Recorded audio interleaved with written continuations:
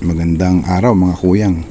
Papunta kami ngayon sa isa naming kabarangay na humiling sa amin ng munting handog sa tropang serbisyo na pinangungunahan po ni Kagawad Capistrano.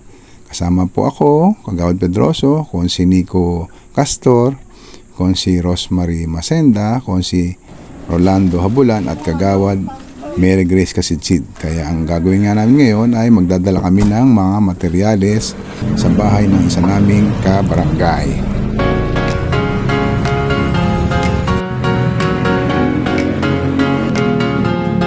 Under the sun we feel the beat, dancing through life on our feet. No worries, no regrets in sight. We're living loud, chasing the light. We're living. Matapos po namin makumpleto yung mga materyales na gagamitin dun sa kanal, ay agad na rin namin itong dinala dun sa aming kabarangay, mga kuya.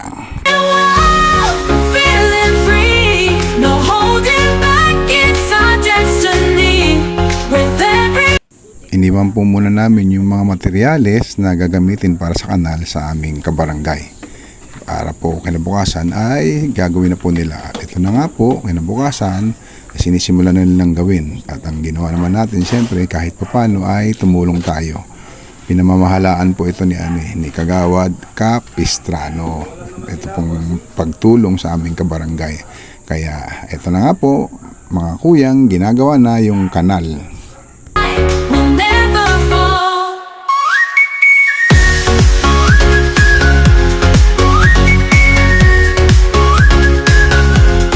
Under the stars, the night is young. With every heartbeat, our songs begun. No time for fears, no room for doubt.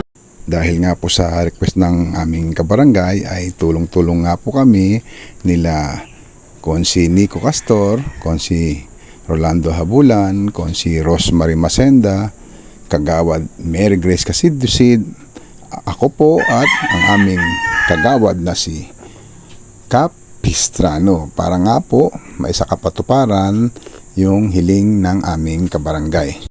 Halos isang araw lang pong paggawa ay natapos na rin yung aming munting handog na tulong para sa aming kabarangay, mga kuyang.